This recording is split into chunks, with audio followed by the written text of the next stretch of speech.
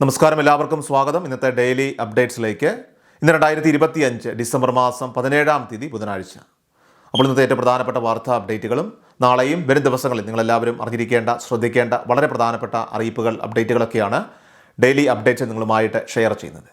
So എല്ലാ പ്രേക്ഷകരും പൂർണ്ണമായിട്ട് ഈ അപ്ഡേറ്റുകൾ ശ്രദ്ധിക്കുക. നിങ്ങളെല്ലാവരും വീഡിയോ ഒന്ന് ലൈക്ക് ചെയ്ത് എല്ലാ പ്രേക്ഷകരിലേക്കും മറക്കാതെ ഒന്ന് ഷെയർ ചെയ്ത് എത്തിക്കുക. നമ്മുടെ വാട്സപ്പ് ഗ്രൂപ്പിൽ ജോയിൻ ചെയ്യുക. വാർത്തകളും അറിയിപ്പുകളും എല്ലാ ദിവസവും കൃത്യമായി നിങ്ങൾക്ക് വാട്സപ്പ് ഗ്രൂപ്പുകളിൽ ലഭ്യമാകുന്നതാണ്. നമ്മുടെ വാട്സപ്പ് ഗ്രൂപ്പിൻ്റെ ലിങ്ക് വീഡിയോയുടെ ഡിസ്ക്രിപ്ഷനിൽ അതോടൊപ്പം തന്നെ കമൻറ്റിൽ നൽകിയിട്ടുണ്ട്. സോ എല്ലാ പ്രേക്ഷകരും മറക്കാതെ ഏതെങ്കിലും ഒരു ഗ്രൂപ്പിൽ ജോയിൻ ചെയ്യുക. ഏറ്റവും ആദ്യത്തെ പ്രധാനപ്പെട്ട വാർത്താ അപ്ഡേറ്റ്, SIRൻ്റെ ഭാഗമായി നമ്മൾ എന്യൂമറേഷൻ ഫോമുകളൊക്കെ തന്നെ ഫില്ല് ചെയ്ത് കൊടുത്തിട്ടുണ്ടാകും. ഇപ്പോൾ നടക്കുന്നത് അതിൻ്റെ ഡിജിറ്റലൈസേഷൻ നടപടികളാണ്. നമ്മൾ പൂരിപ്പിച്ചു കൊടുത്ത SIR ഫോമുകൾ അത് പരിശോധിച്ച് നമ്മുടെ വിവരങ്ങളൊക്കെ തന്നെ ഡിജിറ്റലൈസ് ചെയ്യുന്ന നടപടികളാണ് ഇപ്പോൾ സ്വീകരിച്ചു കൊണ്ടിരിക്കുന്നത്. അതിനുശേഷം ഒരു ലിസ്റ്റ് പ്രസിദ്ധീകരിക്കുന്നതായിരിക്കും.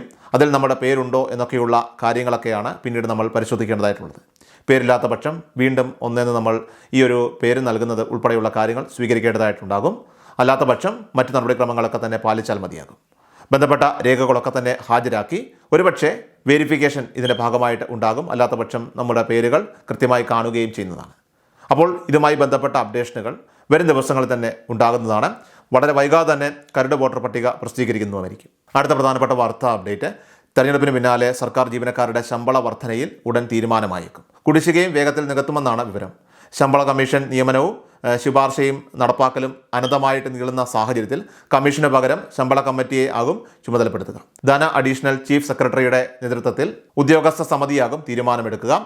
കമ്മിറ്റിയെ നിയോഗിക്കുന്ന കാര്യം അത് ധനവകുപ്പ് നേരത്തെ തന്നെ തീരുമാനിച്ചിരുന്നെങ്കിലും തദ്ദേശ തെരഞ്ഞെടുപ്പിലെ ഫലത്തിൻ്റെയൊക്കെ സാഹചര്യത്തിൽ പ്രഖ്യാപനം വൈകില്ല. 2019 ഒക്ടോബറിലാണ് 11-ാം ശമ്പള കമ്മീഷനെ ഒന്നാം പിണറായി സർക്കാർ നിയമിച്ചത്. 2019 ജൂലൈ മുതൽ മുൻകാല പ്രാബല്യത്തോടെ പുതുക്കിയ ശമ്പളം കഴിഞ്ഞ നിയമസഭാ തെരഞ്ഞെടുപ്പിന് തൊട്ട് മുൻപ് 2021 മാർച്ച് മുതൽ വിതരണം ചെയ്തു. 2024 ജൂലൈ മുതൽ 12-ാം ശമ്പള പരിഷ്കരണം പ്രാബല്യത്തിൽ ആകേണ്ടതാണെങ്കിലും സാമ്പത്തിക പ്രതിസന്ധി കാരണം തീരുമാനം സർക്കാർ നീട്ടിക്കൊണ്ടുപോവുകയായിരുന്നു. കഴിഞ്ഞ പരിഷ്കരണത്തിന്റെ കുടിശ്ശിക 4 ഗഡുക്കളായിട്ട് വിതരണം ചെയ്യുമെന്നും സർക്കാർ പ്രഖ്യാപിച്ചെങ്കിലും ഇനിയും 2 ഗഡുക്കൾ നൽകാൻ ബാക്കിയുണ്ട്. കുടിശ്ശികയടക്കം 28% ക്ഷാമബത്ത അടിസ്ഥാന ശമ്പളത്തിൽ ലയിപ്പിച്ച ശേഷം അതിൻ്റെ 10% തുക വർദ്ധിപ്പിച്ചു. അടുത്ത പ്രധാനപ്പെട്ട വാർത്താ അപ്ഡേറ്റ്, നമ്മുടെ സംസ്ഥാനത്ത് വനിതാ വികസന കോർപ്പറേഷൻ വഴി വ്യക്തിഗത വായ്പ അതോടൊപ്പം തന്നെ ഗ്രൂപ്പ് വായ്പകളൊക്കെ തന്നെ നൽകുന്നുണ്ട്. 18 വയസ്സ് മുതൽ 55 വയസ്സ് വരെ പ്രായമുള്ളവർക്കാണ് വസ്തുജാമ്യം അല്ലെങ്കിൽ ഉദ്യോഗസ്ഥ ജാമ്യം പരിഗണിച്ചുകൊണ്ട് വായ്പകൾ അനുവദിക്കുന്നത്. അതുമാത്രമല്ല 4% മുതൽ 9% വരെ മാത്രമേ വാർഷിക പലിശ നിരക്ക് ആകുന്നുള്ളൂ. 4 വർഷം മുതൽ 5 വർഷം വരെയൊക്കെ തിരിച്ചടവ് കാലാവധി ഉൾപ്പെടെ നമുക്ക് ലഭിക്കുകയും ചെയ്യുന്നുണ്ട്. അപ്പോൾ എന്തെങ്കിലുമൊക്കെ സ്വയം തൊഴിൽ സംരംഭമൊക്കെ തന്നെ ആരംഭിക്കാൻ ആഗ്രഹിക്കുന്നവരെ സംബന്ധിച്ചിടത്തോളം അതോടൊപ്പം തന്നെ ഗ്രൂപ്പ് സംരംഭങ്ങളൊക്കെ തന്നെ തുടങ്ങാനായിട്ട് ആഗ്രഹിക്കുന്ന സ്ത്രീകൾക്കും ഏറ്റവും വലിയ രീതിയിലുള്ള ഒരു ധനസഹായ പദ്ധതികളാണ് ഇവിടെ ഈ വനിതാ വികസന കോർപ്പറേഷൻ വഴി നടപ്പിലാക്കുന്നത്. അതിവേഗ വായ്പകളാണ് ഇവിടെ ലഭ്യമാവുക. കൂടുതൽ വിവരങ്ങൾക്കായിട്ട് വനിതാ വികസന കോർപ്പറേഷൻ്റെ ഓഫീസുകൾ അല്ലെങ്കിൽ അനുബന്ധ ഓഫീസുകളൊക്കെയായി ബന്ധപ്പെട്ട് അപേക്ഷകൾ ഉടൻ തന്നെ സമർപ്പിക്കുന്നതിന് വേണ്ടിയിട്ട് പ്രത്യേകം ശ്രദ്ധിക്കേണ്ടതാണ്. അടുത്ത പ്രധാനപ്പെട്ട വാർത്താ അപ്ഡേറ്റ്, സംസ്ഥാനത്തെ സാമൂഹ്യ സുരക്ഷാ ക്ഷേമ പെൻഷൻ വിതരണം ഡിസംബർ 15-ാം തീയതി തന്നെ ആരംഭിച്ചിട്ടുണ്ട്. വൈകുന്നേരം 6:30-ക്ക് ശേഷമൊക്കെയാണ് വിതരണം ആരംഭിച്ചത് തന്നെ. അതുകൊണ്ട് തന്നെ രാത്രിയിൽ വിതരണം ആരംഭിച്ച് ഇന്നലെയും ഇന്നുമായി വിതരണം ഇപ്പോൾ നടന്നുകൊണ്ടിരിക്കുകയാണ്. അതോടൊപ്പം തന്നെ നാളെയും ഇതിൻ്റെ വിതരണം ഉണ്ടായിരിക്കുന്നതാണ്.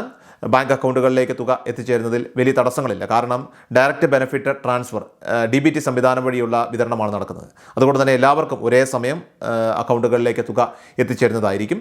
എന്നാൽ കൈകളിൽ തുക സ്വീകരിക്കുന്നവർക്ക് അവർക്ക് 1-2 ദിവസമൊക്കെ കൂടി താമസം നേരിട്ടേക്കാം. കാരണം സഹകരണ സംഘങ്ങളിൽ നിന്നും തുകയെത്തി അത് ജീവനക്കാർ നമ്മുടെ വീടുകളിലെത്തി നമ്മുടെ കൈകളിലേക്ക് എത്തിക്കേണ്ടതായിട്ടുണ്ട്. ഇനി അതോടൊപ്പം തന്നെ കേന്ദ്ര സർക്കാരിൻ്റെ വിഹിതം കൂടി ലഭിക്കുന്നവർക്ക് അത് വരും ദിവസങ്ങൾ തന്നെയായിരിക്കും നിങ്ങളുടെ അക്കൗണ്ടുകളിലേക്ക് ക്രെഡിറ്റ് ആവുക. മാത്രമല്ല പെൻഷൻ വാങ്ങുന്നവരെ സംബന്ധിച്ച് പെൻഷൻ വാങ്ങുന്നവർക്ക് അനുകൂലമായിട്ടുള്ള ഒരു സാഹചര്യമാണ് ഇപ്പോൾ ഉള്ളത്. കാരണം പെൻഷൻ വർധനവ് വീണ്ടും ഉണ്ടായിരിക്കുമെന്നുള്ള റിപ്പോർട്ടുകളൊക്കെ തന്നെ ഇപ്പോൾ പുറത്തു വരുന്നുണ്ട്. പെൻഷൻ വർദ്ധിപ്പിച്ചപ്പോൾ 2000 രൂപയാക്കിയിരിക്കുകയാണ്. 2500 രൂപയിലേക്ക് വർദ്ധിപ്പിക്കുമെന്നാണ് സർക്കാരിൻ്റെ പ്രകടന പത്രികയിലെ പ്രധാന വാഗ്ദാനം. അതുകൊണ്ട് തന്നെ വരും മാസങ്ങളിൽ തന്നെ പെൻഷൻ വർധനവ് ഉണ്ടാകുമെന്നുള്ള റിപ്പോർട്ടുകളൊക്കെ തന്നെയാണ് പുറത്തു വരുന്നത്. നിയമസഭാ തെരഞ്ഞെടുപ്പൊക്കെ തന്നെ അടുത്തു വരുന്നു. അതിനു മുൻപ് തന്നെ സംസ്ഥാന ബജറ്റ് ഉണ്ടാകും. സംസ്ഥാന സർക്കാരിൻ്റെ അവസാന ബജറ്റ് കൂടിയാണിത്. അപ്പോൾ ഈ ഒരു ബജറ്റിൽ കൂടുതൽ നിർണായകമായിട്ടുള്ള പ്രഖ്യാപനങ്ങൾ അതുവഴി ജനങ്ങളുടെ കൈകളിലേക്ക് ആനുകൂല്യം നേരിട്ടെത്തിക്കുന്ന വിവിധ സ്കീമുകളൊക്കെ തന്നെ പ്രഖ്യാപിക്കാൻ ഇടയുണ്ട്. അപ്പോൾ ഇത്തരത്തിൽ വിവിധ ആനുകൂല്യങ്ങൾ ഉണ്ടാകുമെന്നാണ് പ്രതീക്ഷ. അതുമാത്രമല്ല ഇതിനെ സംബന്ധിച്ച് ചില സൂചനകളൊക്കെ തന്നെ ഈ സമയത്ത് പുറത്തു വരികയും ചെയ്യുന്നുണ്ട്. സോ ഈ പെൻഷൻ പദ്ധതിയിൽ നിലവിലുള്ളവർ തീർച്ചയായിട്ടും ഈ ആനുകൂല്യങ്ങളൊക്കെ തന്നെ അത് കൃത്യമായിട്ട് ലഭിക്കുന്നുണ്ട് എന്നുള്ള കാര്യം ഉറപ്പുവരുത്തുക. ഏതെങ്കിലും കാരണവശാൽ എന്തെങ്കിലും രേഖകളൊക്കെ നമ്മുടെ ഭാഗത്തു നിന്ന് സർക്കാർ ആവശ്യപ്പെട്ടിട്ട് സമർപ്പിക്കാതിരിക്കുന്ന ഒരു സമീപനം അത് നമ്മുടെ ഭാഗത്തു നിന്ന് ഉണ്ടാവാൻ പാടില്ല. കാരണം മൊബൈൽ നമ്പർ അപ്ഡേഷന് അതോടൊപ്പം തന്നെ ആധാർ അപ്ഡേഷന് ഇങ്ങനെ പല കാര്യങ്ങൾ അത് ഉദ്യോഗസ്ഥലത്തിൽ നിന്ന് നമ്മളോട് ആവശ്യപ്പെടാറുണ്ട്. അപ്പോൾ ആ രേഖകൾ കൃത്യമായിട്ട് സമർപ്പിക്കുന്ന കാര്യങ്ങളൊക്കെ തന്നെ എല്ലാവരും ശ്രദ്ധിക്കണം.